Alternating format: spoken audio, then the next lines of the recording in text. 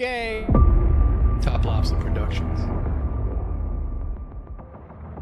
We are being hypnotized by people like this. Newsreaders, politicians, teachers, lecturers.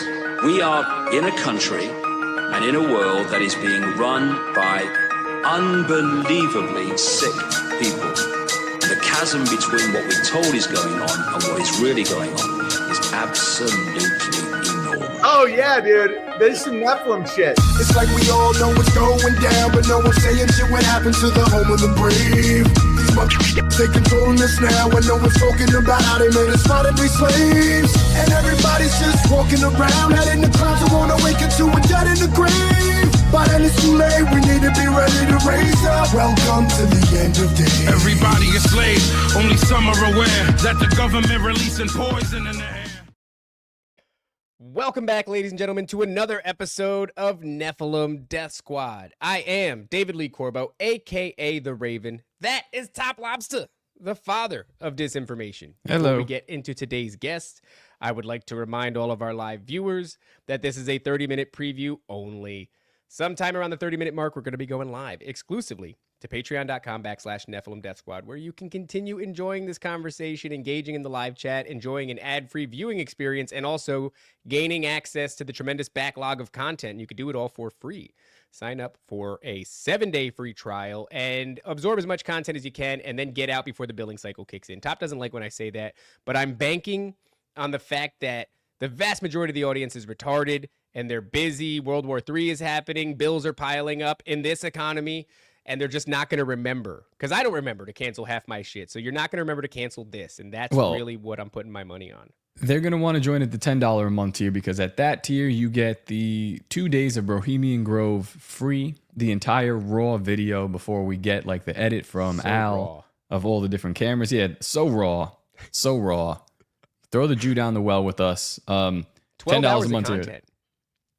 Yeah, it was crazy. It was crazy. All right, listen. What are we doing? We're just gonna plug. We plugged on That's the it. live We're gonna show. plug. We didn't even have We're a here screen. to plug these holes, guys. Patreon.com/Nephilim Death Squad. All right. Anyway, joining us today after too long of a hiatus. We tried to make it happen sooner. Things kind of didn't work out one way or another, but we finally got him here. We are back once again with Jules of the Greypilled Podcast. Jules, before we get into the conversation, let everybody know where they can find you and what it is that you focus on. What's up, guys? Jules. I have the Greypilled Podcast. I have a few shows I do. I am the Elohim etymologist as well as the sound scientist I do with Paranoid American. I have a Patreon. It's usually where I spend most of my time lately, but we do a lot of cool things over there. We do an esoteric book review. We are now currently watching Twin Peaks. We're on season 2, I believe, and we're kind of unpacking that, trying to dive into that, and find all the occult symbolism and esoteric undertones throughout the show. It's a good time, so we have fun over there. I host Already Dead. Well, I produce, let's say that, every Tuesday. I also do a show every other Sunday called Sunday Chaos with Conspiracy Extremist, Not Nice Guy, and Nate from Reality Czars. Go up real quick, scroll up. Why did that look like, that's XG. Dude, I thought that was Alex, the red-coated Jew from the Joke Joint. I was so confused. Doesn't it look like him? I was like, what the hell's going on? How did you... Shout out. I thought it was me for a second. I was like, what the fuck? I don't remember doing that. Looks like you. It does look Shout like out XG. He should be coming on soon. I got a lot of stuff in the works. Got a lot of people coming on this summer.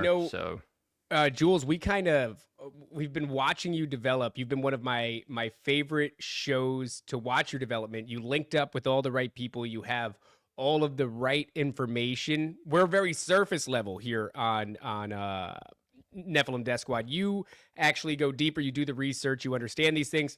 For example, I tried to watch Twin Peaks. I found that I'm simply too retarded to watch Twin Peaks. I can't even focus long enough to get through the first 2 episodes. You're already on the 2nd season, so I think that speaks volumes as to your ability my to third time watching the 2nd season. Your 3rd time watching it? Yeah.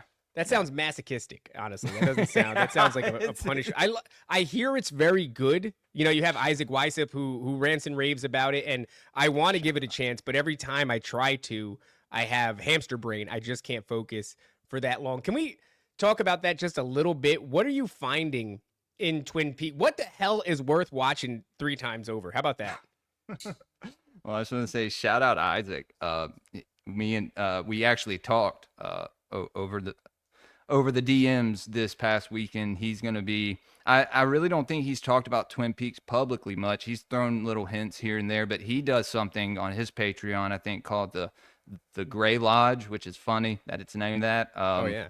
But I think we have a show planned here in a couple months that we are going to be like diving into Twin Peaks. For him, I don't think he's, I think he's done it behind the scenes a whole bunch with people that are subscribed to him. So it should be fun.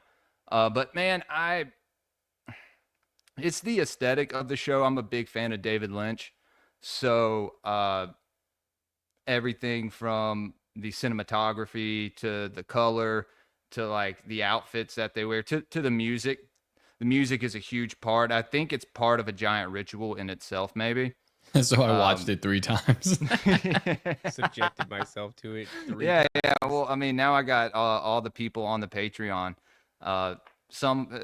Most of them who are y'all's viewers as well, kind of obsessed with it too.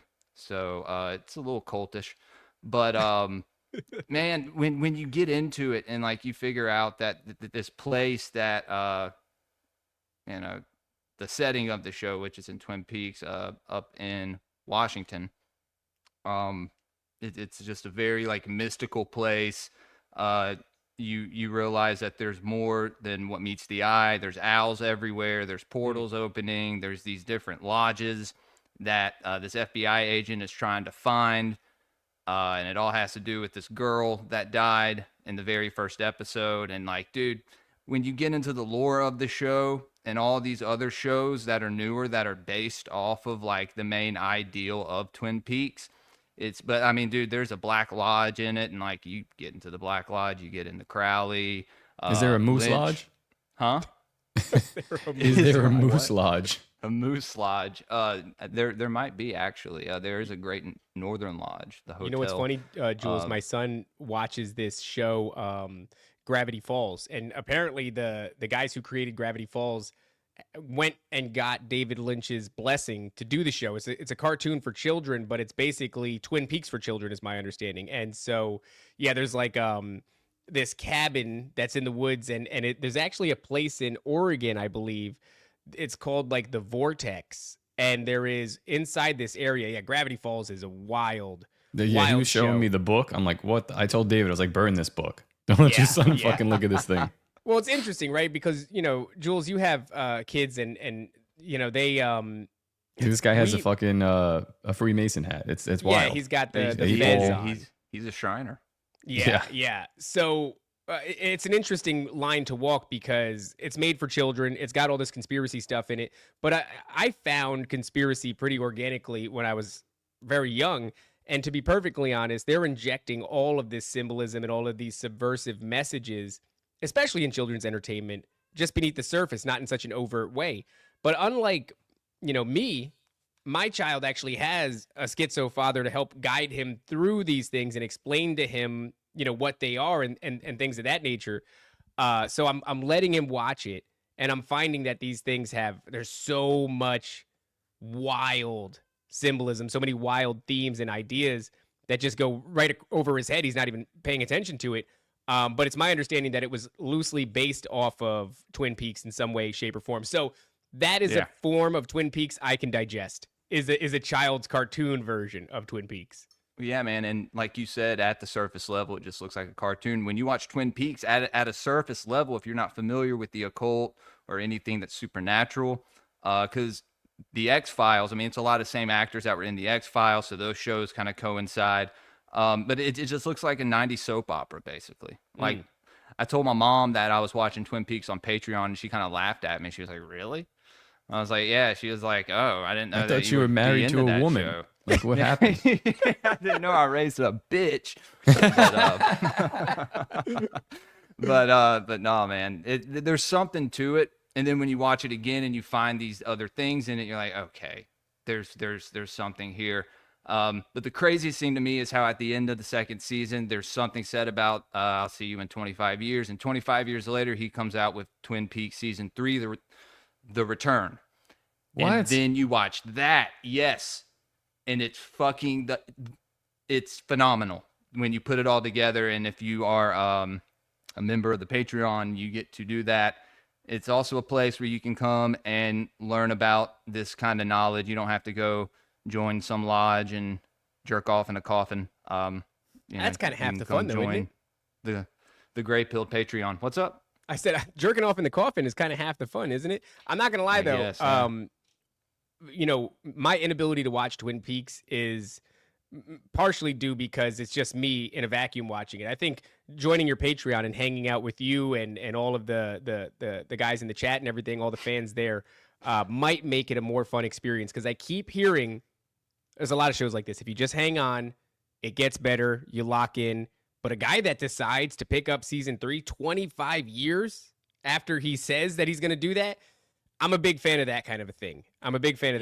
So it does sound very interesting to me. I might have to sign up for your Patreon and that's and go crazy. check it out. Like, I do have how a do you $2 even... tier, so Ooh, okay, all right. You got Real a $2 tier I tier. can afford then. Very We nice. used to have a $2 tier, but that never was had a a $2 that was a tier. Mandela effect. Yeah, so we actually never did have a $2. I don't know what the fuck these people are talking about.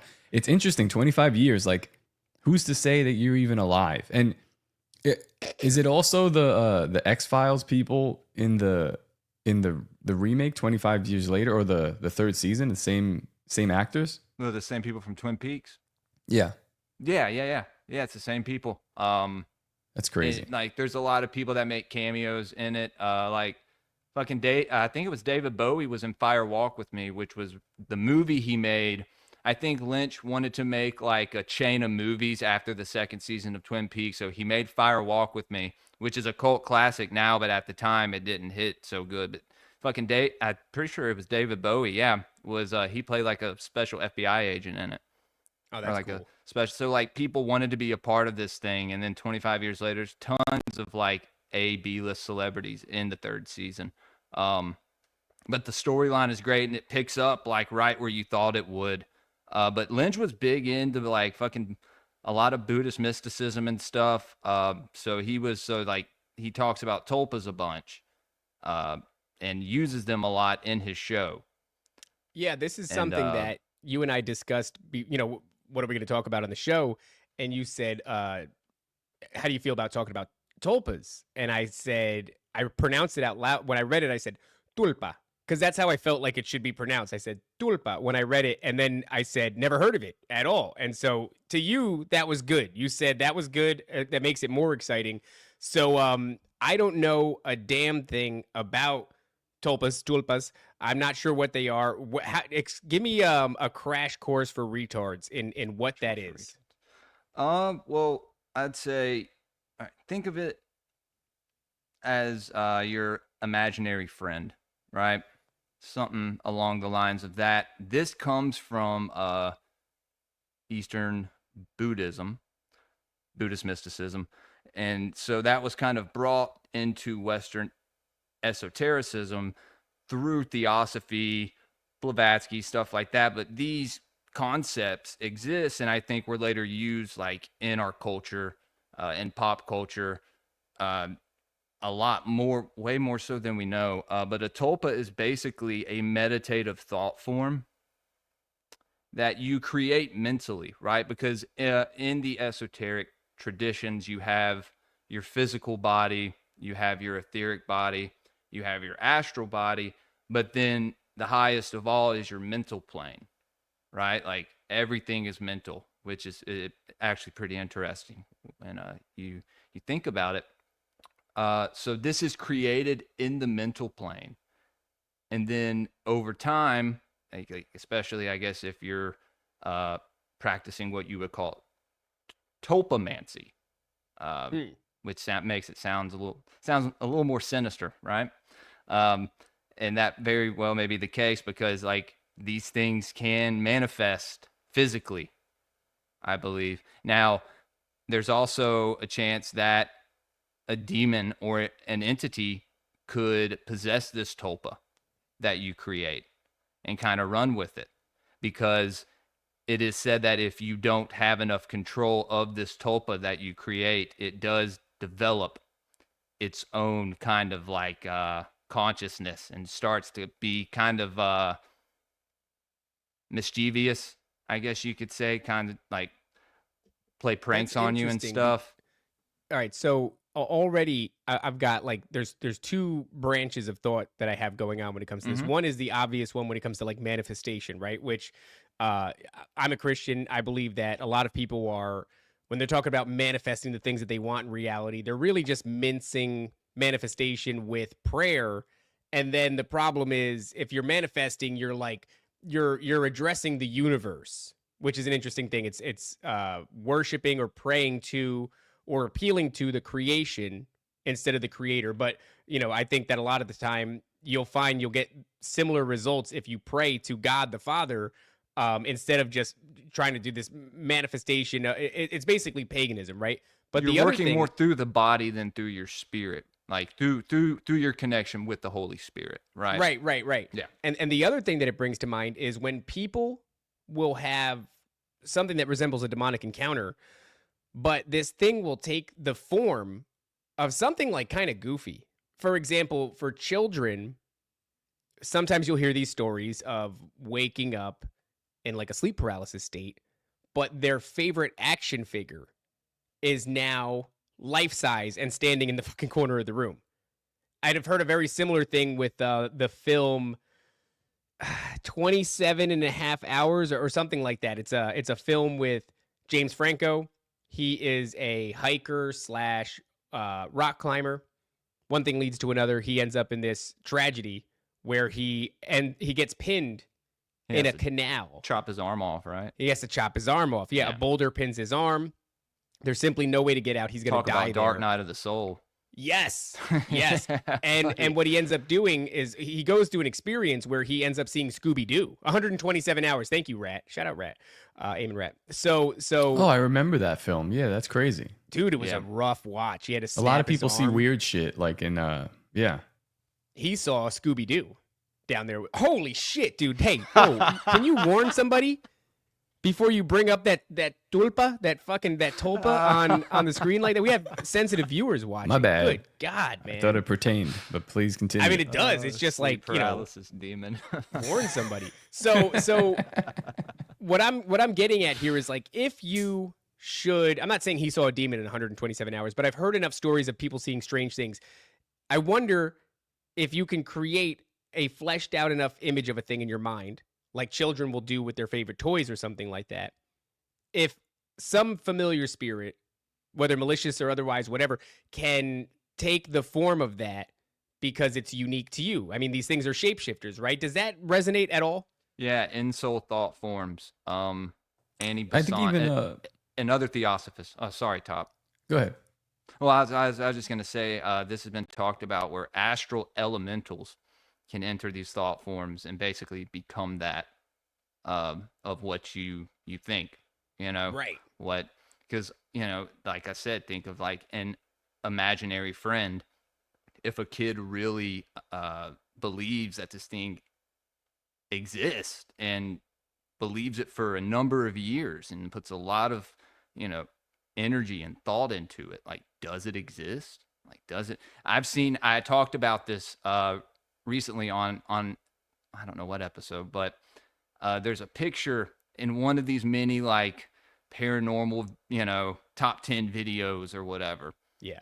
And it's in this like playpen, and it's up like in the playpen. She's like taking pictures of her kid, and in the window next to her kid is this face of like this Muppet looking creature. But it doesn't look like a puppet. It looks like something like something's off with it. You're like, wait a minute, what? And then it like took another picture and it was gone or something. And it's like, you know, is that kid's imaginary friend? I've seen a few videos like that. I used to spend a lot of time on YouTube. Me too, dude. Yeah, Nuke's Top 5 and Slapped Ham. Shout out to those guys. Yes, Those guys are... shout out Slapped Ham. Then Yep. he shaved his head and called it Shaved Ham. That was funny.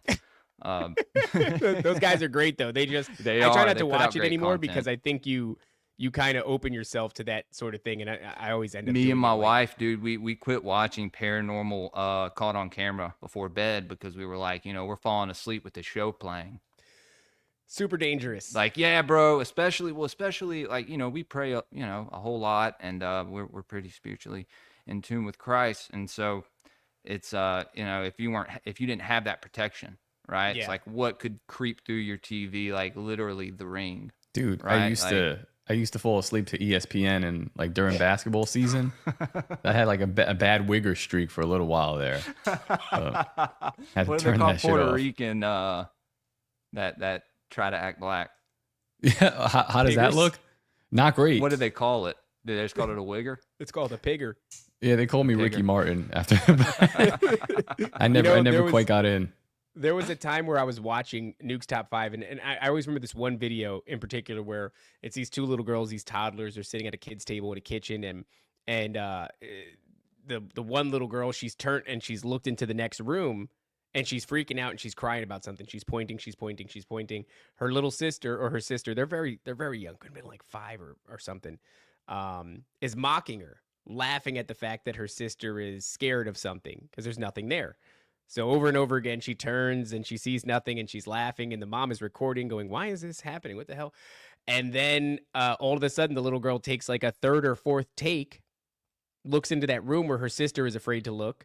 And then there's still nothing there on camera, but the little girl locks up like she sees something, and she starts fucking screaming, dude. Screaming to the point where her mom, like, the camera goes off and whatever happens. That little girl, it was like she didn't see it the first 3 times, and on the 4th one, she saw it. Every once in a while, those videos, 100 of them are trash. One of them is like, what the fuck is that? And that one is the one that creeps in and ruins your night. But Jules, you're talking about these thought forms. I've heard a lot of people dismiss what Christians will call demonic encounters, or any other spiritual person will say, yeah, trickster spirit. I ran into this, I ran into that, and they'll use this terminology, thought form, almost as a dismissal, like it doesn't exist on any plane of reality whatsoever. It's just a fabrication of your mind. What do you think about that?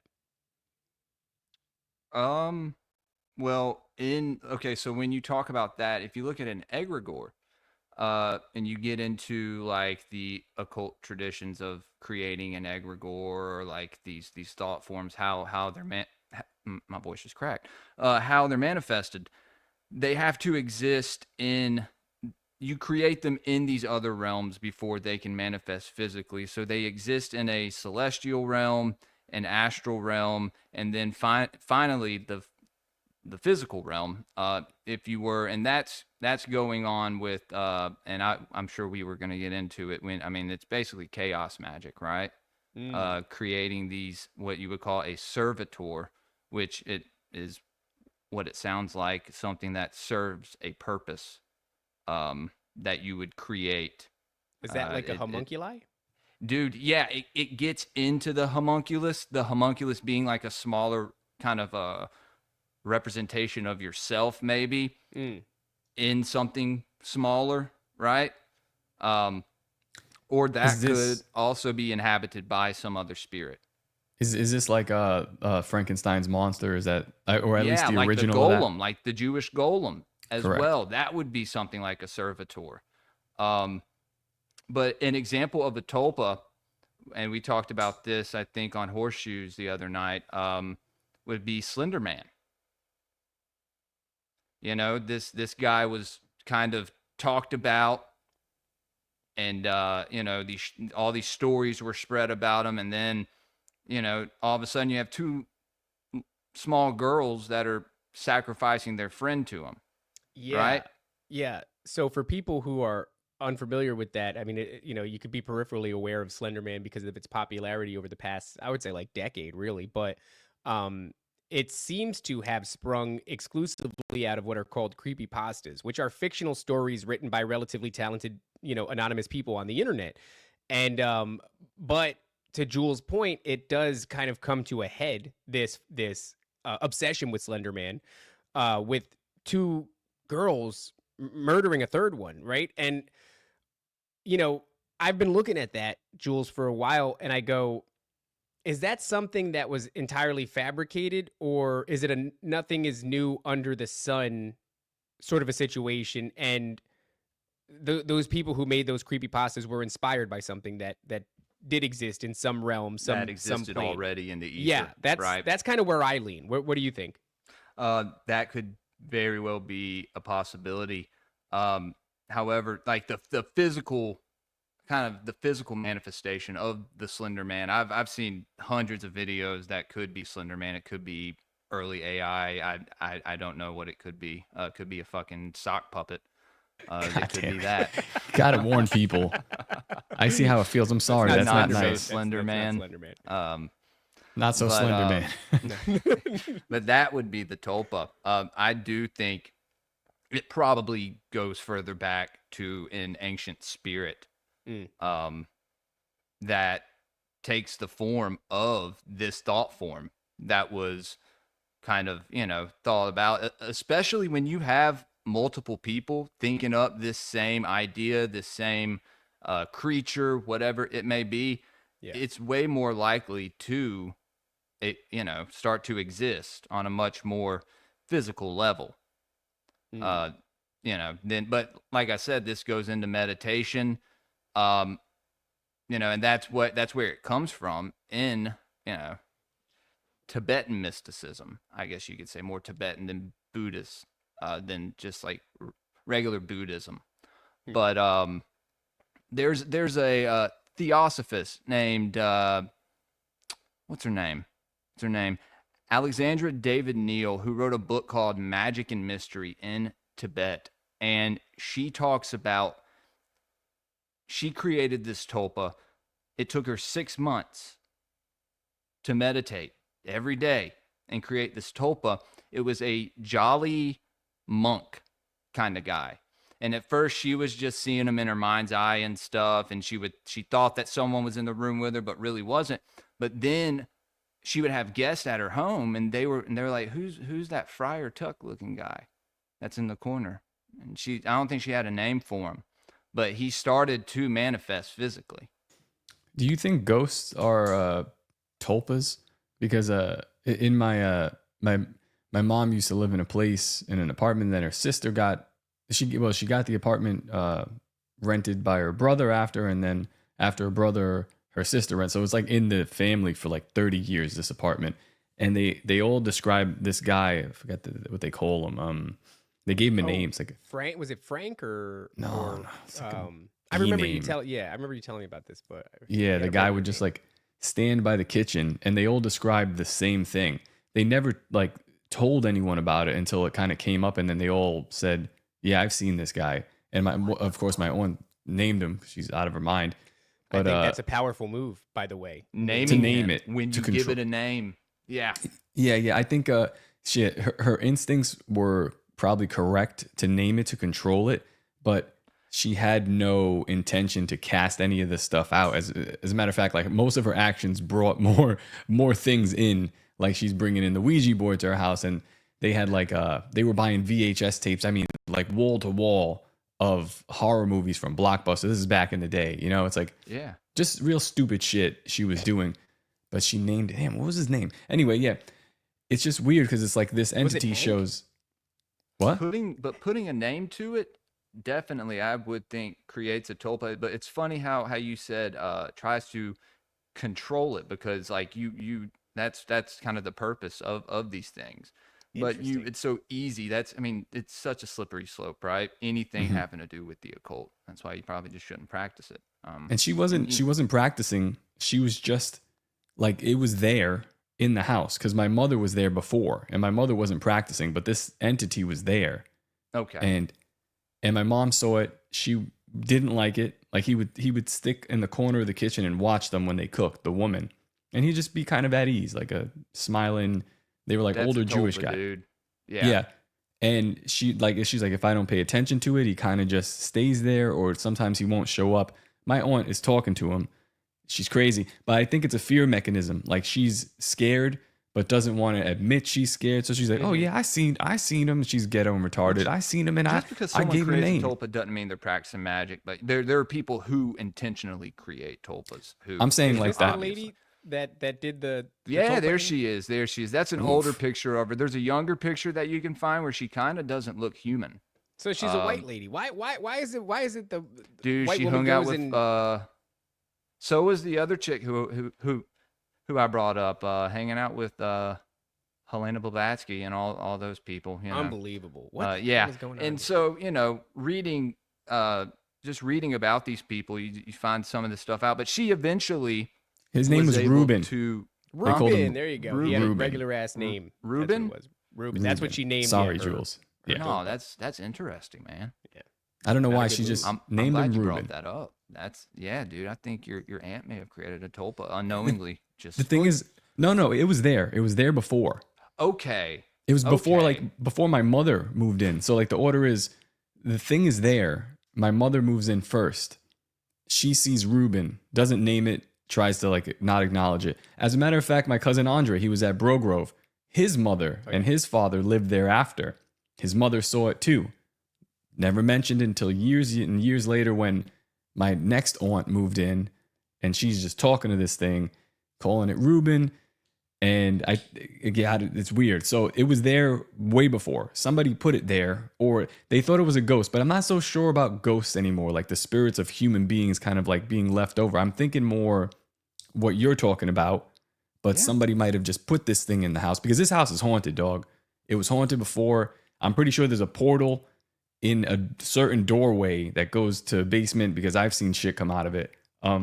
Yeah, you know, But, like yeah. the idea that there's like a little girl who died in this place, right? So let's say some spirit can at least plant that thought in you to some degree. It can nudge you. So you're some asshole ghost hunter.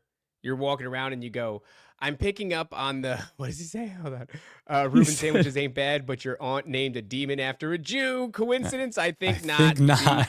High level Dude. noticers. High level noticers.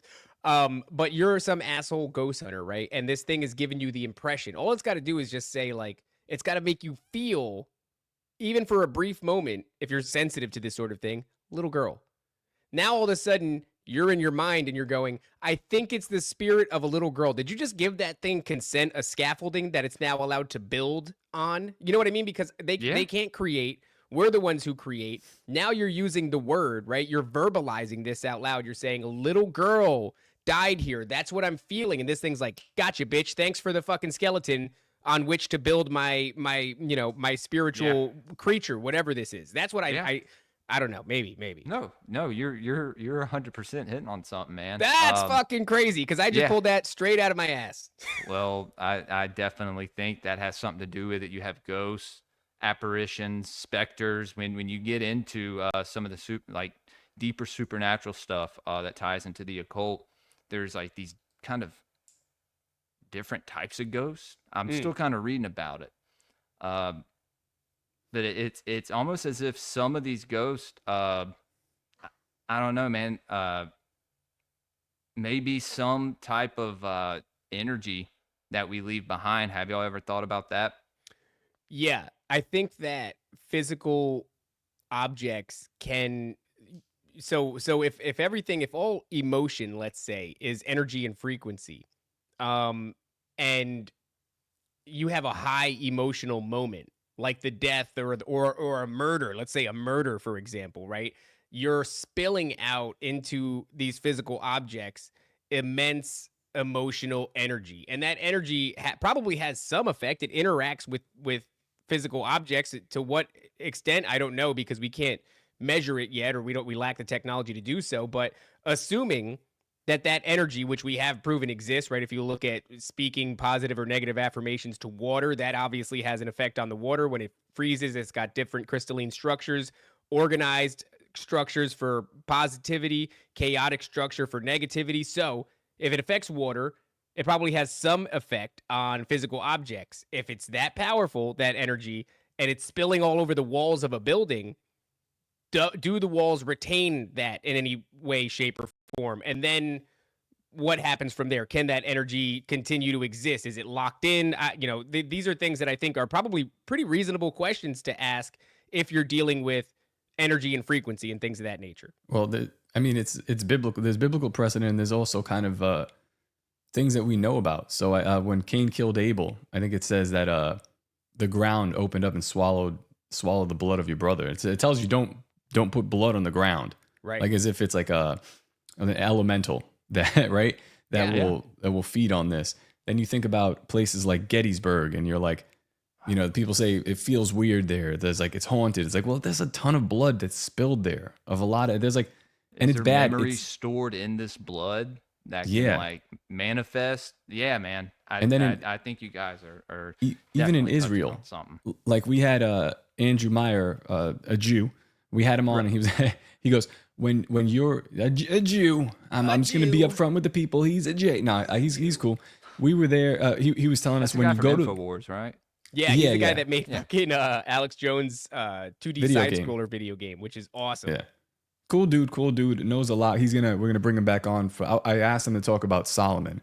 So he's like, oh, you want to know about the demons? I was like, I want to know about all of the stuff. I want you to, so whatever.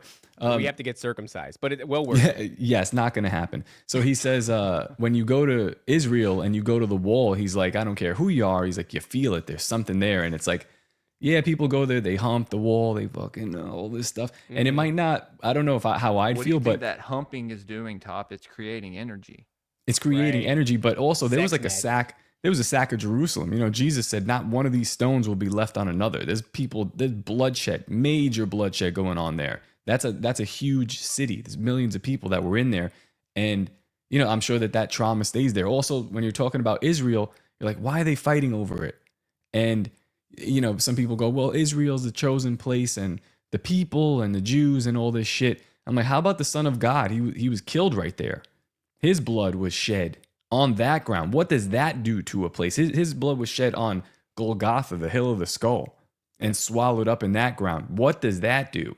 Right. I don't know, but that's significant. So, yeah, it transmutes places. It opens up portals or perhaps makes them thinner for Absolutely. these things to come through. And that's what I think goes on. Absolutely. It's a big part of blood.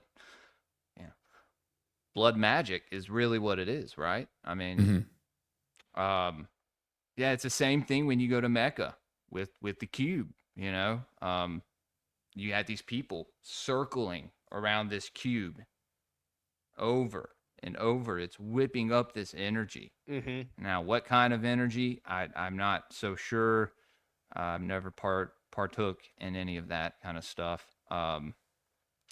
But I mean, I don't know. The symbolism is there. I mean, you don't just. I think there's a reason you're kissing a meteorite, right? I mean, I don't know the lore behind that, but Well, let me give you something that I've been kicking around, but I'm retarded. So,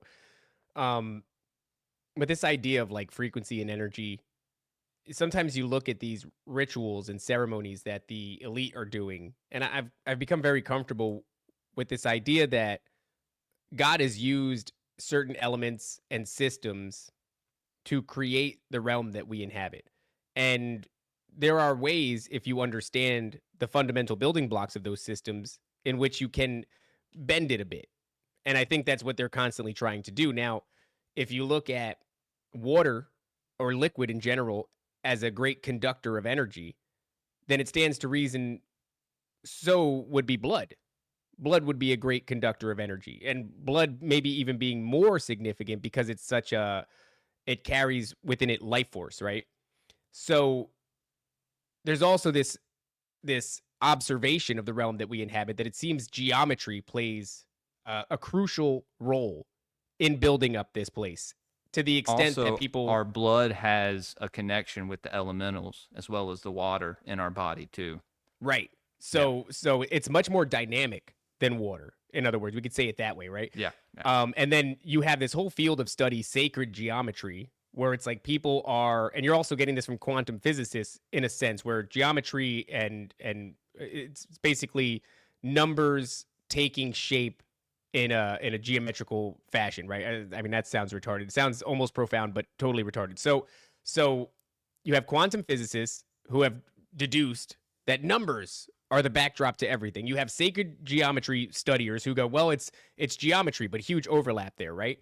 And then you look at these rituals, and what do they always involve? They involve blood, this spilling of this life force in a highly traumatic, energetically charged circumstance, right? Where you're sacrificing something. So the energy, the emotional energy that's pouring off of that something is huge. You have the chanting, right? Which creates a resonance, a frequency element. And if you look around, it's like everything is fucking frequency. You have a geometrical shape on the ground as well. And then you have a certain, number of participants. It's a very important number.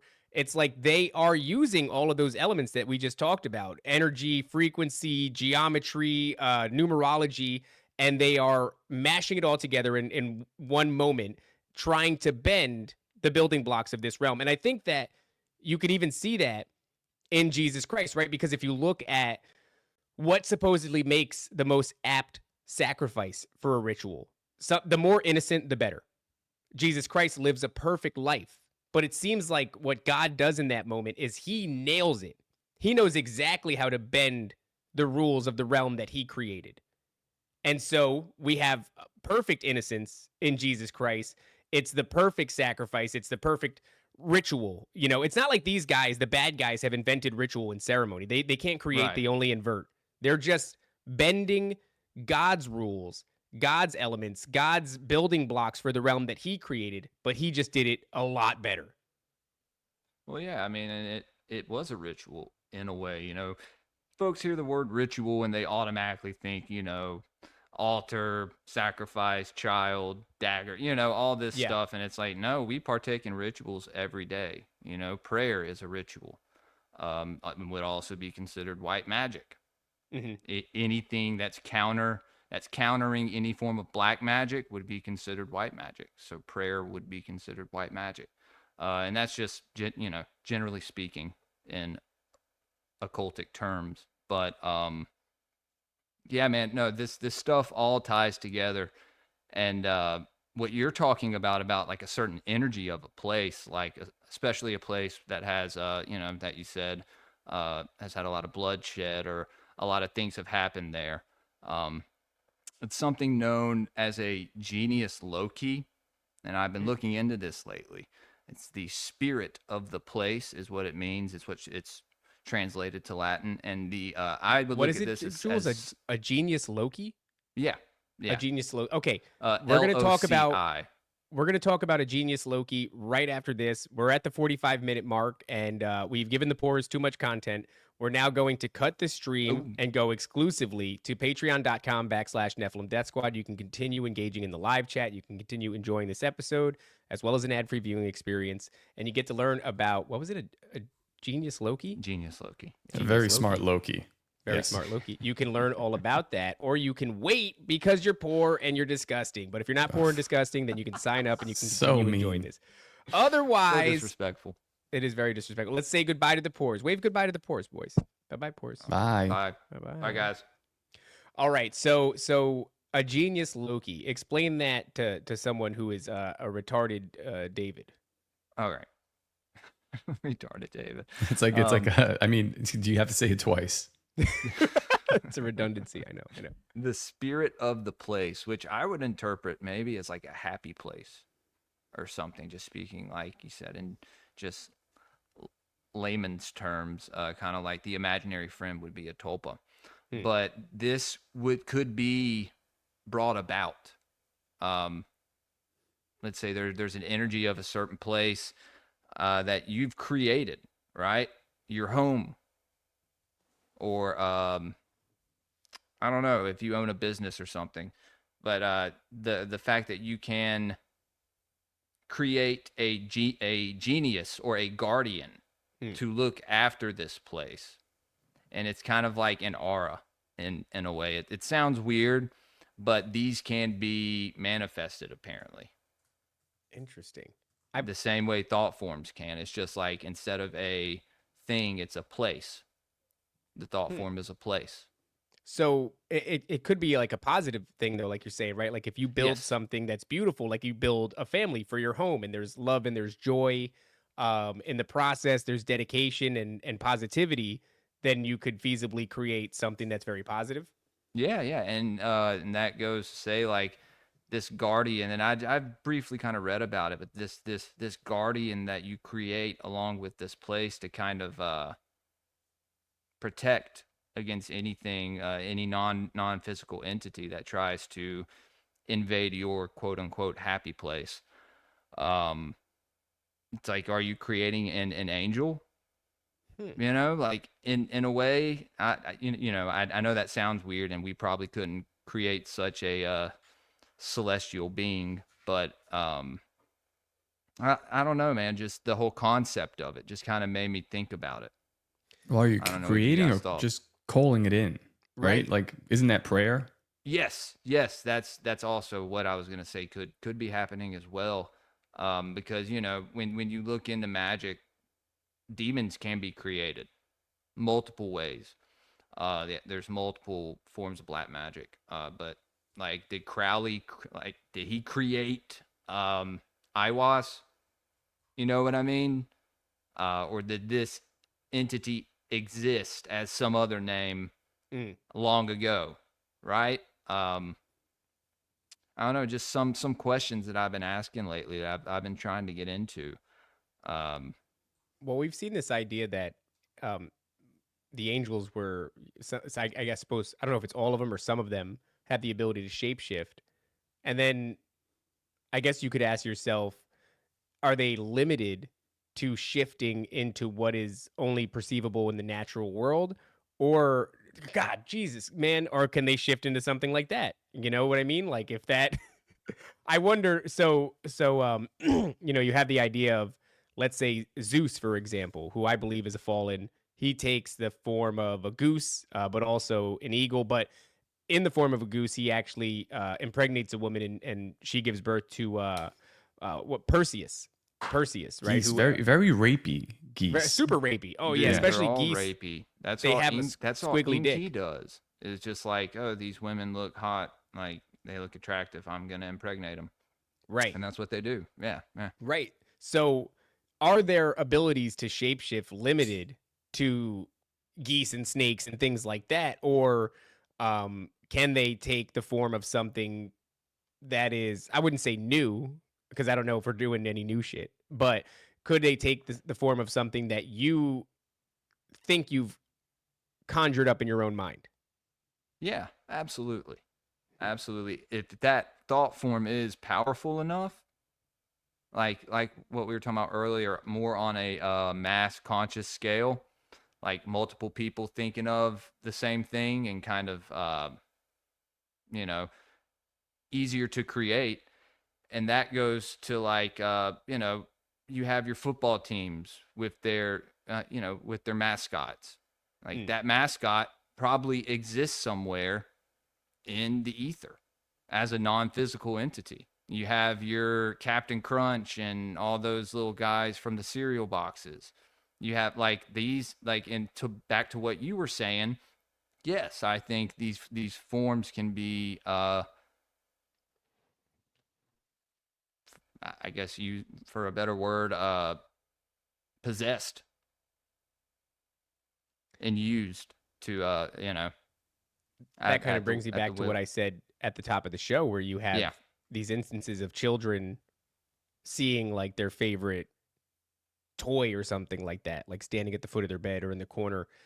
It also makes me wonder about sort of the Hat Man, because the Hat Man is similar to the Slender Man in that it's not like there is, not as far as I've seen, tremendous amounts of deep ancient lore about him. He seems, there was a time where if you were reading about it, they would dismiss the Hat Man as something that only existed because Western culture had given us that visage of the duster coat and the brimmed hat, right? But then what ended up happening is I found instances of the Hat Man existing in, like, let's say Japanese culture, for example. One of the examples I always give is, Top, I don't know if you could pull this up, but if you type in PlayStation 1 Dream Hat Man, right? PS1 Dream Hat Man. You might find That's this. creepy as fuck. And effectively, it's a dude who is from Japan. He sets out to create a different type of video game experience that's non-linear, that doesn't have an objective. It's not an objective-based thing. I think it actually is that. Yeah. So, and what ends up happening is he decides that he's going to make these dreamscapes and that they're going to be based off of his own dream. So they're very jarring. And it's hard to, kind of figure out the path of it. But it does behave very much like a dream, like it's all random. And to get to the next sequence, you've got to do something really random, like touch a painting or some weird shit like that.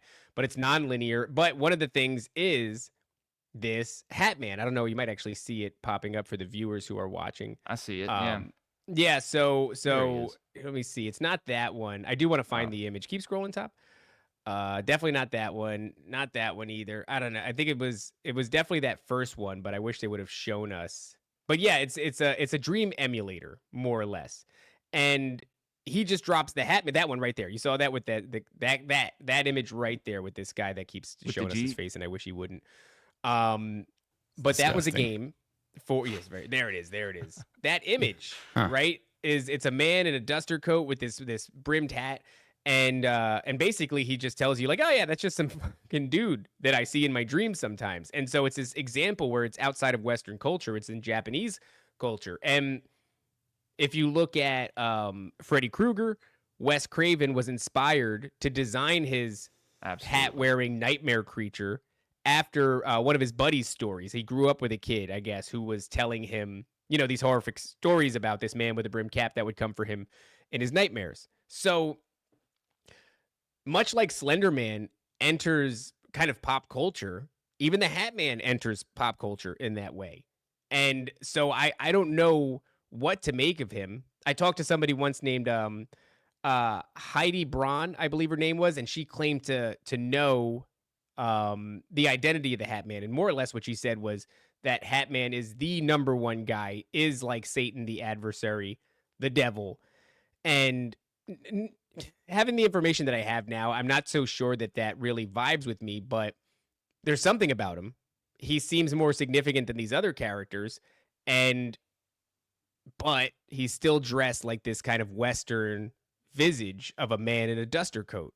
But Right. he feels to me very similar to Slender Man. He feels to me like maybe once upon a time somebody did grab onto those elements, the hat, the duster coat, the shadow, maybe even sometimes the red eyes, and something latched onto that, and then that's just its jam now for years and years and ran with years. it. That's its visage. Yeah, dude. I mean, it's the same thing with this kind of image that we see that the church kind of brought about of the devil, this red devil with horns, a tail, which is all esoteric symbolism. The horns, the tail, all that stuff goes into deeper symbolism, right? But I mean, did it create this entity? And because then what's that show? Cow and Chicken. It had the little red devil guy in it. Yeah, with the butt cheeks. They always gave him. Yeah, the fat guy ass. with the It was big weird. red butt. I think that was his name. Yeah. And same thing with Baphomet. Like it was drawn up, it was talked about, probably in some cases worshipped. Like that thing exists now. Like there's been sightings of goat men, or there's been, that it could exist as a non-physical entity. Yeah, this could be the same situation with all these characters that we see. It's Some of these- it's crazy. Go ahead. I'm thinking about when Jesus tells Judas that it says like the spirit of Satan entered him, and he recognized it, and he says, "You belong to him now." He goes, "Who's him?" And he goes, "Not God." Like that. I'm so like, what does that mean? Like, what do you see? Who is him now? Like, how is that so easily recognized? I guess Jesus recognized it, but what does that look like to us? Is it the Hat Man, or is that something else? Right? Was it something that they thought up back in antiquity that doesn't exist anymore? Because egregores can be destroyed too, especially if someone makes a lot of idols of it or something, and those Right. idols are then kind of destroyed. That's how these civilizations fall. The egregore is first destroyed. And then like in Rome, they had the eagle and all that, and like the destruction of Rome, they were doing away with the old gods, and they were, kind of destroying the city, right? Destroying the architecture of the city and all the statues, all the idols. And that, along with the worship of these gods, these lesser deities, it destroys this idea of this larger egregore. In Sumeria, it's that composite creature. It's like a fucking guy with wings and the body of like a lion or something. Yeah. You know what I mean? Look at this. I think it's Babylon. My son made me this. It's like what the fuck? It's like a something like chimera. that, right? Yeah, right. dude. That He could be made it out turned of into an clay. egregore. Top. You could make your own. That looks like the jaguar from it's weird. Elena of Avalor. Yeah, I don't know. He likes to make these sculptures, and he was like, "Here, look at this one." I was like, "That's fucking cool," but I was like, "Why does it have wings?" He's Which like, I don't know because it's the thing from Elena of Avalor. I'm telling you, go type in that show. Same thing with that Sophia the First show, right? Sophia the First. If you get into Gnosticism, the first, conscious form was Sophia or whatever. Have y'all never heard of that show? No. I'm looking at it right now. Elena of Yeah. Avalor. Yeah. Holy oh shit. my god, yeah, that giant sculpture. What the hell, dude? Do you see the flying jaguar top? Yeah. Yeah. Are you I've bringing never that seen up? this thing 'Cause I'm looking before. at it right now. He's up there. Yeah, but it's what a about the griffin. big- Basically a griffin, just in a different culture. I forgot That's the what name they're of my called. dog, dude. The road that I live off of is a griffin. It's that's weird. Crazy. But get out of this top and find the Uh-huh. big statue. There's a big statue if you just type in winged jaguar, and it's alarming. Oh, like a real statue. Yeah, dude, it's massive. Kind of dope looking. Oh, this thing? It looks like they're in Coco as well. The No. It's not. Yeah, they are in Coco. You're right about that. I Hold forgot on, what they I'll show call you. them. I keep forgetting where they go in Coco, like the underworld that they go to. It's like the real underworld that they believe in. I'm pretty sure. Yeah, man. I haven't watched that movie in a long I time. had Thomas on to talk about fucking Disney few weeks Okay, back. share this tab instead. Dude, I Yeah. love that movie Coco. It just speaks to my fucking the spick. Pull that up, in me. Tom. ethnicity, dude. Yeah, The one that I of just, course you would. I mean, Sorry. Pull here the we one go. up on that's my like screen. me. That. It's like me with that Brave movie because I'm Irish. Like I love that Well, I'm Brave not- movie, man. I'm not Mexican, but it's just something about it. I'm like, I do like it. Well, yeah, Yeah, that thing looks So this crazy. is at the United Nations headquarters. of course it was. Wow. That could exist in another realm. Like they could have created that thing. Well, That's crazy. there's another movie that my kids like. It's on Netflix. It's called To the Moon or something like that. The girl that sings in Hamilton. She's like she's a luminary. She plays the character of the moon. And when this little girl is getting to the moon, these griffins, they're just winged lions. There's 2 or 3 of them. They help her guide her rocket to the moon. Man, what the fuck is this called? It's just called like to Over the Moon or some shit like that. And I'm just like, I'm watching it and my kids love it. I'm just like, there's so much esotericism in these children's movies. Perhaps that's why he made this. I don't know. Yeah, it could have been. He could have been inspired by something he saw. I would say. That's Well, likely those the two case. worlds right there are linked together. We were talking about earlier with the Twin Peaks and the X-Files. There's actually theories Twin Peaks is tied to the OA and a few other shows as well. Oh, dude, as- the OA is insane. Yeah, dude. There's apparently the creators were big fans of Twin Peaks. The guy Hap in the OA and Fire Walk with Me, the name of the restaurant is Haps. So I don't know. I want to rewatch the OA because that was like a really wild movie or show rather. That was a really wild show. It stands for the Original Angel, and you know, Right. it's like they basically discover a series of breathing Movements. techniques and symbols that they can do with their The hands movements and that they do. Yeah, and movements that will shift a timeline for them more or less. Or bring someone back to life, like do Yeah. all these things. Yeah, you can basically like play God, right? Yes. Yeah, Yeah. very interesting. I Well, wonder dude, too. you had really cringe shit happen in like IRL, people doing the movements on TikTok. That's so gay. That's It's so gay. That's so gay. But What is honestly, it? Sorry, wait up. What is the Elena of Avalor? What is the lore Yeah, what behind is that? that? Because he's never seen that, and why would he give it like these blue purple wings? Because now those other guys, I could see him having wings, but this one is almost like a 1-to-1. Dog, It's got your kid's spots. seeing shit in his dreams, homie. Yeah, not Did you good. see one of the Jaguars? What was that? The Jaguar. The Is that how you say Jaguar. it in Spanish? I don't know. Oh, I don't know how to say that. I think it's a jaguar. It'll be like a A hogwire. jaguar. That's how he said it in Jaguar. English. I thought it was Jaguar. like a Jaguar. I don't know. Well, this is what I'm wondering. Going back to this, like, if you create an image, you can give this thing a scaffolding upon which, especially if you flesh it out enough, to inhabit it.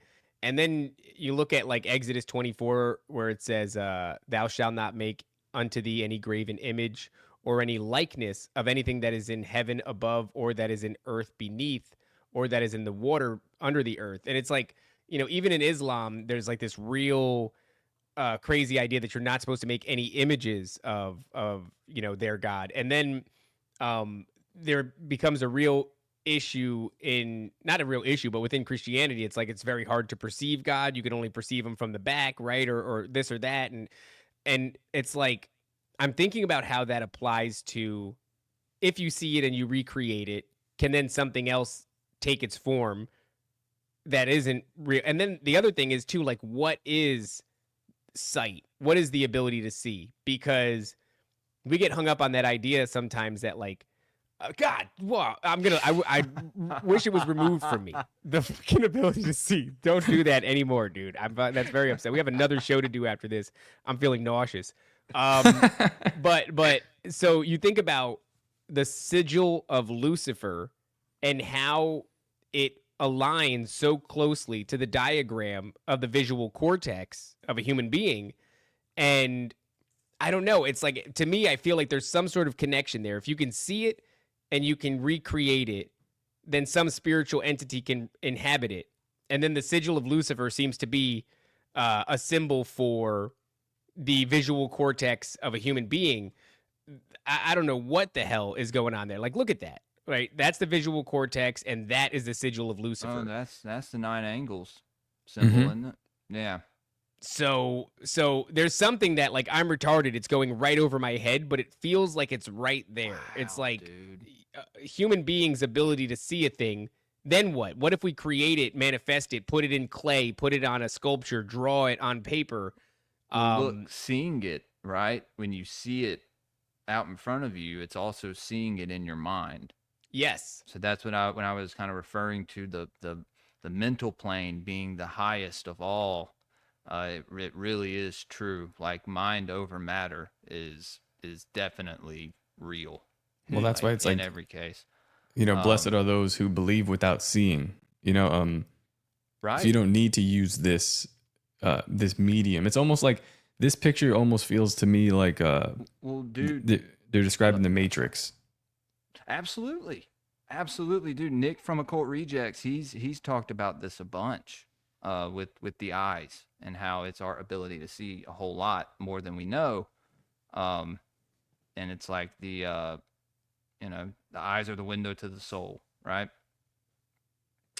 But my wife, dude, she's pretty clairvoyant, but she gives it all to Christ. She calls it seeing in the spirit. Base. Mm-hmm. Yeah. And so and I mean, dude, it's there's stuff that she'll predict, or stuff that will come to her, and then like a week later it happens in someone else's life who we know but we're not like close to. It's just real weird stuff, and it's been happening for a while now. So yeah, she gives it all to God, dude. Well, Christ, like, this is I mean, it's just what she's come to realize in the past year, that she has this. I think a lot of people would have this kind of clairvoyancy if they were to have a spiritual relationship with the Holy Spirit, but it's not for everybody, right? Yeah, I think it can be for everybody, but we've been so inundated with a big spiritual mess. You know what I mean? Like, spirituality, understanding the spiritual realm has become very, very, very muddied. And I think people of old used to be a lot more obvious, but they were still choosing You know, but at least they were making like a concise choice to worship another deity because they were retarded. Now it's like we might be a little bit smarter in some ways than the ancients. It's a different type of intelligence. But and in that, a way, dude, when you do something and you're giving what you would call your worship to someone or something, some entity, you know, you're in your gut that you're doing wrong. yeah. You know. Mm-hmm. You don't want to admit it. Now, when you can come and you can admit it and ask for forgiveness and talk about it, you know you've grown in a way, right? Where you can have some kind of accountability towards it. Yeah. A lot of people are just in denial, right? Yeah, I mean, if you think about that worship and what it looks like, it's like even my own son, what's on his wall, he has like a poster of a Super Mario. You know, he's got a poster of, but effectively what you're making is like your own shrine.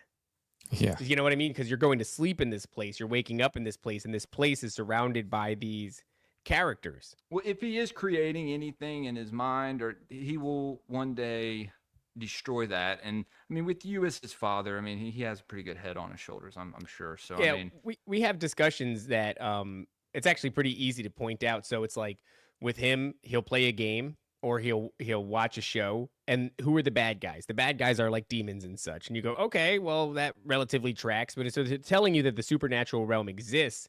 But the real kicker is that they're like, yeah, the bad guys are demons. When I was a kid, one of my favorite games was Devil May Cry. You're literally a Nephilim, right? Your son is your father is a demon. Your mother is a human woman. And So you're a Jew? You're a Jew. And this is where I go. Just You're like not- taking long-term loans from people. Like that's what the game's That's about. it. Just a bunch of numbers. Because you isn't it a get high calculator? scores if you can convince them to jerk off. It's like all of your opponents, you have Oh, to get God. close to them. You got to convince them, and you got to Triple convince them score it's their for idea to overhand jerk stuff, off. you know? Yeah. If you can convince them it's their idea to jerk off, that's where you get the most points.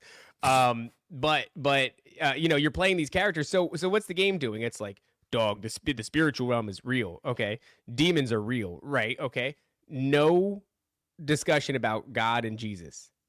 So it's Right. like all of them will always tell you that demons are real. They're the bad guys. You're gonna fuck them up. You're gonna listen to cool rock music. You're gonna shoot them with double guns and have a big sword and all this crazy but shit. they're telling you that you are the God. Right. It's through your own power that you're Right. doing this. That's the thing, and that's the seed that they plant in your head. So like when you're a kid, you know, you have these dreams of like fucking up demons, riding a skateboard, carrying a sword, you know, Fucking turns into a surviving guitar. but it's all Yeah. through your power.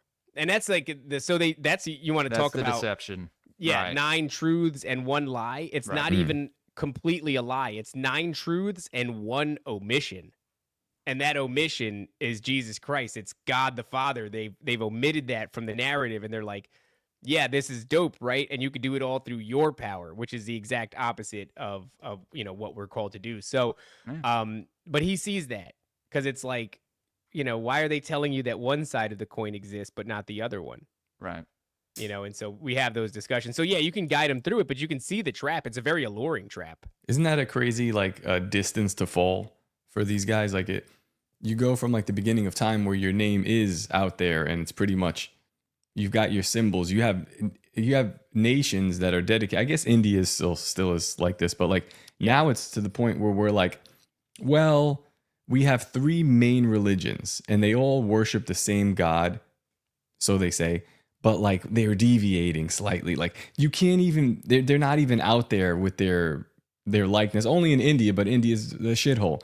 They're At shitting in the most streets. Yeah, that's the only Yeah. people that you can get are telemarketers that shit in the streets, and they do it simultaneously. And those are the ones that are willing to worship you. That's crazy. Wow. But the rest of the world is like, it's God and Jesus Christ, and then the other 2 religions are kind of like deviating from it. So it's like anything but what is true. But I can know, like, they're not even good enough to get the worship themselves anymore, like to really be out there in the open. If you're a Satanist, it's kind of like people know what it, like Satanist. You're like that.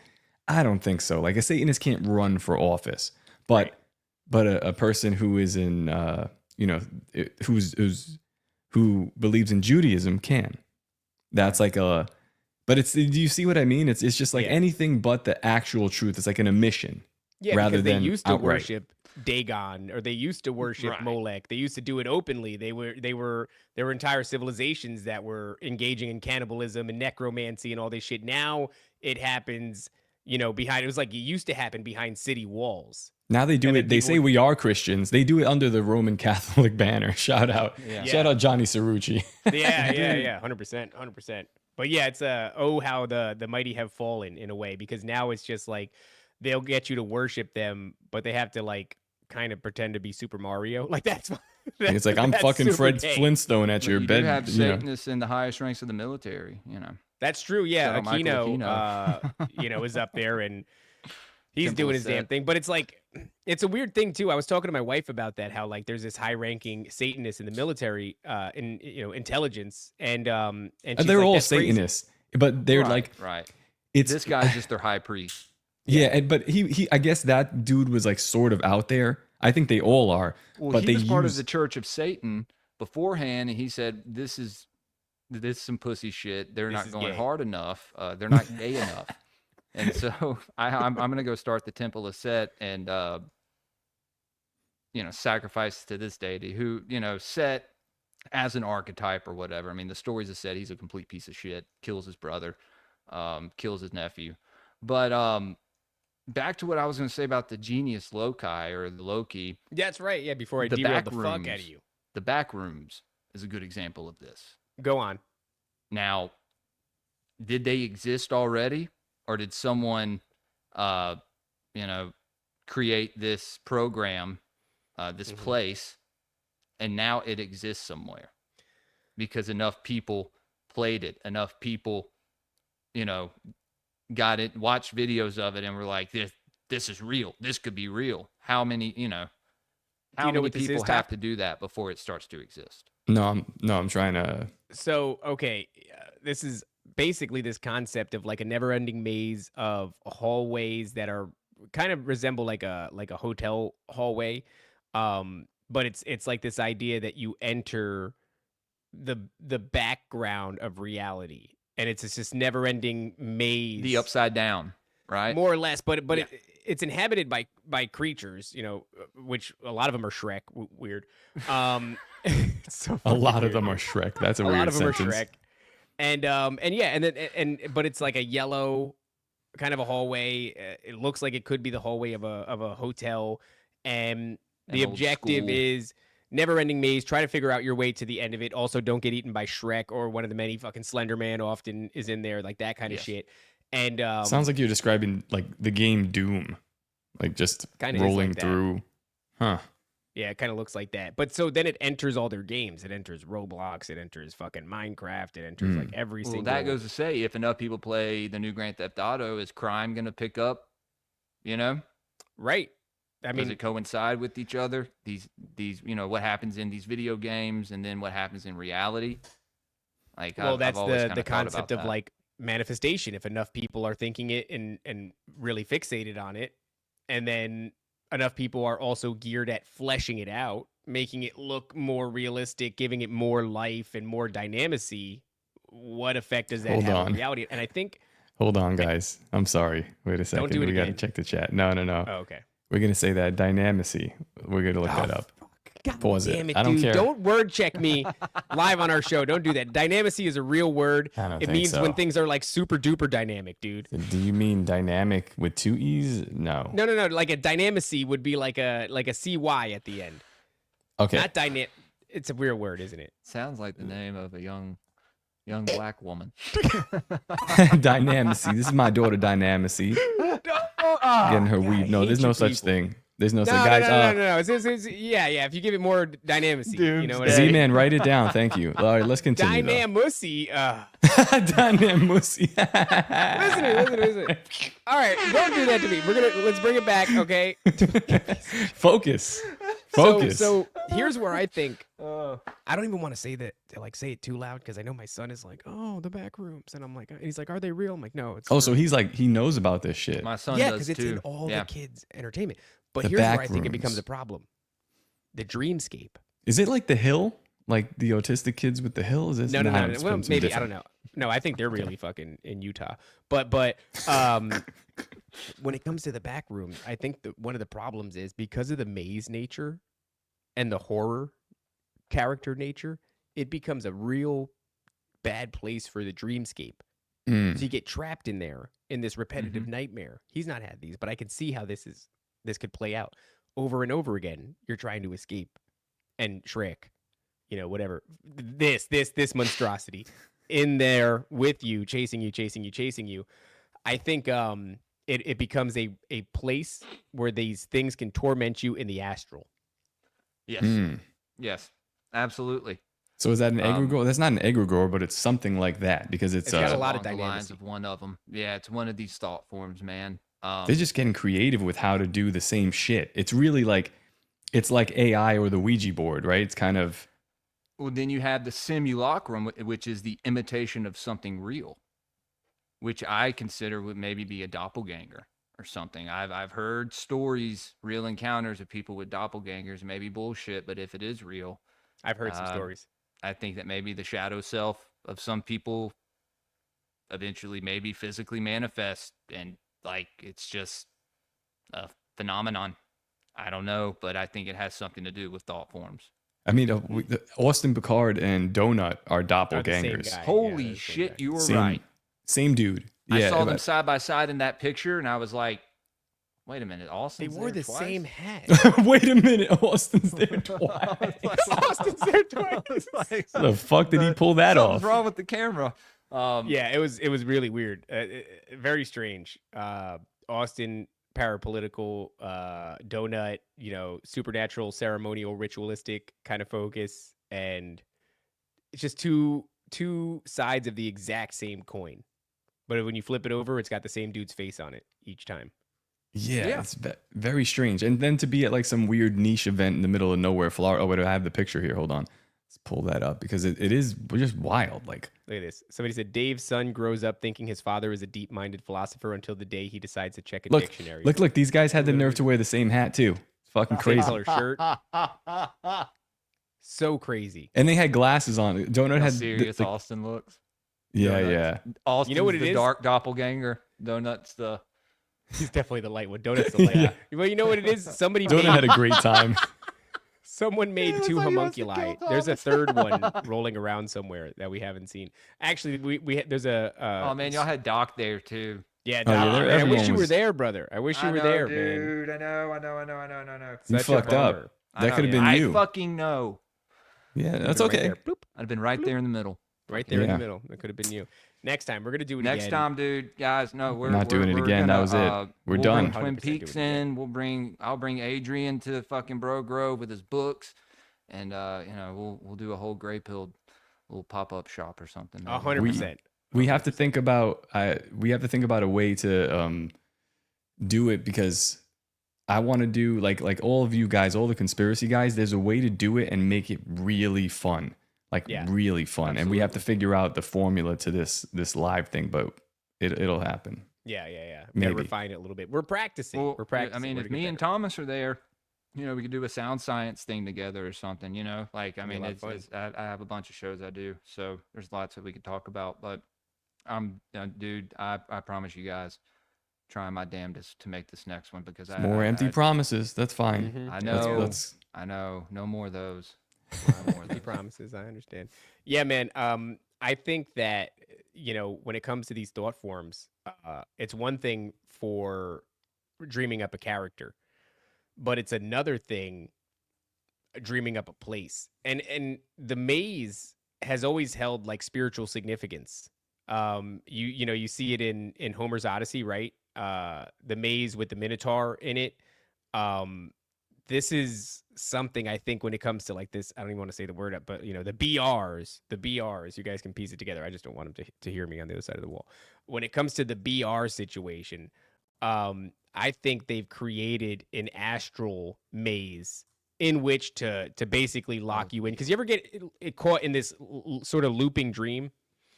And I love those how we're are- on stage. We're on stage with Sam Tripoli, and we said the N word maybe 30 times in the first 20 minutes, and he's like, he won't say back rooms. It's just like that's like No, well, because heavy. you know, it's just because he's on the other side of the wall, and I don't want him fucking thinking about all this weird shit. The cat's already out of the bag. Fucking kid does nothing but listen. He's probably listening under the door right now. But you know, you've had those nightmares where you can't get out of it. You're stuck in a loop. You keep thinking you're waking up, and then all of a sudden, like, you're still in the fucking dream. And I know what it's like. I'm sure everybody knows what it's like to have a nightmare and then to wake up from it and feel the release as well as the relief of being out of it. And you realize in that moment, like, the stress that this put you under was palpable. And I believe these things feed off of that. There are negative entities that feed off of negative energy. So if they can keep you trapped in some astral realm where it's fear, panic, anxiety, fear, panic, anxiety, and you're just on a fucking loop, these things are at a buffet and you're the main course, right? So if they can create something that ends up being part of pop culture for children. And now how many children are subjected to this idea of the BRs, right? The BRs. How many children are subjected to that? So how many children are getting fucking locked in some astral bullshit hotel maze and getting tormented by Shrek, who was supposed to be love and light? Nah, dog. Mike Myers is a Fed.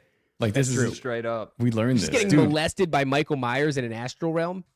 God, horrific. on a loop. You just And can't get out of Donkey. it. It's Monsters Inc. There you go. Keisha says Monsters Inc. I thought Keisha was a black girl's name, but I know Keisha is not a black girl. So wild observation. I just want to make that as an aside. I just think that is maybe more nefarious than parents are giving credit to right now. Because there's a lot of parents that are listening to this and going, "Oh, my little retard talks about the back rooms all the time." Right. Yeah. Yeah. Let's You talk try about to Shrek? get them away from that. Yeah. My son has heard about him, but he doesn't watch. He don't watch the videos. He's not a big horror guy. Well, I guess I don't know. I'm sure he's watched them. I don't know. I need to check with him on that now. But but yeah, man. No, I think there may be a chance that a lot of these things that exist in the ether that end up physically manifesting, we somehow help create.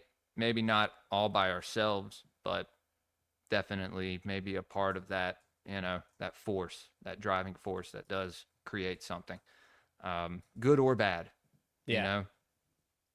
Yeah. I think we're seeing it with the Slender Man, or we saw it with the Slender Man. I think we're seeing the same things right now with the BRs. And I wonder what that's gonna come to it, because you know how the Slender Man situation ended. I'm not saying anything has to happen here, but I wonder if we'll be sitting at a show, a year from now, being like, yeah, remember when it was in the news? The kid was talking about, I did this because I was in the BRs with him. I don't know. Who the hell knows where it goes? But it seems sometimes like, I'm not saying there's a concerted effort by anybody in the physical to do it. I think these spiritual things, they nudge us. And sometimes they get so good at nudging us that next thing you know, they're in your fucking Xbox, Oof. Yeah. Maybe. Trying to well, get listen. in through your butthole portal. 2 days, one portal. Guys, this has been a fascinating conversation. I think where I'm landing on this is egregores aren't just something that only exists because you made it exist. I think these things nudge you one way or another, and if you happen to do the work of fleshing out a character or an idea well enough, you're just giving them a home. Yeah. And they can embody that thing and they can use it to torment you. But listen, Jules, where can everybody find you, and what do you have going on coming up? Because I know you got a lot of shows that you do, and I want people to be able to go and find those shows and subscribe to your work. Yeah, man. At greypilledpod on Twitter, greypilled_podcast on Instagram, guys. I'm on Rumble, YouTube, Spotify, Apple Podcasts, Patreon. Again, you come over there. My Elohim etymology shows, they stream there for about a week before we put them out to the public. We do our own Twin Peaks watch parties over there, as well as esoteric book reviews with Subliminal Messenger that we do on Saturday mornings. Those are Patreon only. The public never sees those. So my Patreon has its own like whole list of episodes that the public will never have access to. Got a few tiers over there, as well as locals. I post all the stream links on locals. Elohim Etymology with my co-host Adrian West. We'll be doing another one of those this next weekend. Just dropped part 1 on Ninurta, so y'all go check that one out. And yeah, Sound Science is coming back. I believe me and Thomas may do one next week. Shout out to the Paranoid American. Y'all go to paranoidamerican.com/discount/graypilled for 10% off your purchase. Catch me on Already Dead tomorrow night. It's 8:30 Central. And not really anything going on right now. Been doing a lot of stuff with the Occult Rejects as well. So Nice. Love those guys. man, shout out those guys. Are you you're on their panel now? You could consider me one of them, yeah. Very cool. Yeah, man, they're good, dude. Nick always just sends me the link every stream. It's like, hey, I think you like this conversation. Come check it out. So smart move. Like that's what we were saying about you as well. We were like, Jules is a guy that knows his shit. So like picking you up for that kind of a conversation, very smart. Yeah, I'm always down for anything, man. And guys, also, if you go to my Patreon, I had stickers that I printed. We get a free sticker pack. I got to send you guys some as well. So don't let me forget. Please do. Shout out to all of I know the. Todd probably doesn't need any more stickers, but no, I like stickers. Somebody stuck a sticker on my back for like the entire Bohemian Grove. I didn't notice until I took my shirt off. Titcoin? It was Titcoin. I like it was Schizo friend fucking put it on my back. Very funny. Shout out to all of the grapists out there, which banger name guys for a fan base. Yeah, all of the they. grapists. My wife's not the biggest fan of it, but they named my themselves. wife was at Bohemian Grove while we were saying some pretty aggressive things. Was she there when you were all oiled up getting? Yep. And she thought it was gay. She enjoyed it. She thought it was good. She thought it was funny. But I think I drew the line in an appropriate place because they wanted me to wear a ball gag. Good God, dude. Good God. Not good. Don't that can you fucking take that picture down? of you or I think it's Top and Cole, or no, I don't know. I think it's you and Top kissing Cole is on my wife's laptop, and she just came in the room one day and was like, "What the fuck is this?" It's like Top sent that to me one night. I don't know why. Not good. Man. I wish I could have been there, but you guys killed it, man. Y'all fucking killed it. Everyone who was on stage did a great job. I can't wait for the next one. Hold me to it, Top, please. It's gonna be soon. As long as we don't die in World War III, it's gonna be just fine. We're gonna do another one as long as there is an Earth that's not scorched upon which to put a stage. Brogrove 4 will happen. So yes, in the embers, most likely. All right, guys. Jules, again, thank you, and we'll see you guys in a couple of minutes for our next guest. Don't forget to obey, submit, and comply. Goodbye. The greatest hypnotist on planet Earth is a oblong box in the corner of the room. It is constantly telling us what to believe is real. You can persuade them that what they see with their eyes is what there is to see. You can't. Because